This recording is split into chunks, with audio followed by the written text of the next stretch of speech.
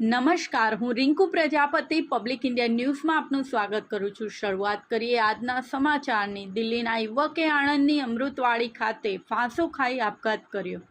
આણંદ શહેરના ગોપી સિનેમા નજીક આવેલા અમૃતવાડીમાં દિલ્હીના એક યુવકે કોઈ અગમ્ય કારણોસર ગળે ફાંસો ખાઈ આપઘાત કરી લેતા ભારે ચકચાર મચી જવા પામી હતી। આ બનાવ અંગે આણંદ શહેર પોલીસે અપમૃત્યુની નોંધ નોંધી કાયદેસરની કાર્યવાહી હાથ ધરી છે। મૂળ દિલ્હી ખાતે રહેતો સુનિલ જયંતિભાઈ સોલંકી ઉંમર વર્ષ 25 નામનો યુવક ગત તારીખ 13મીના રોજ આણંદ શહેરના ગોપી સિનેમા નજીક આવેલ અમૃતવાડી ખાતે ચાલતા એક્ઝિબિશનમાં સેલની કામગીરી અર્થે આવ્યો હતો અને અમૃતવાડી ખાતેના ઉપલા માળે આવેલ રૂમમાં રહેતો હતો।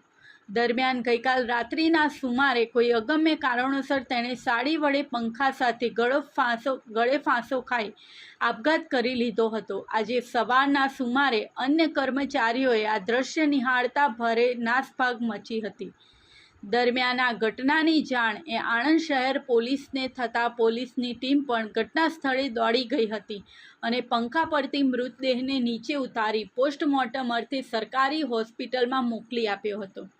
દિલ્હીના યુવકે કયા કારણોસર આપઘાત કર્યો તે અંગેનું રહસ્ય અકબંધ રહેવા પામ્યું છે।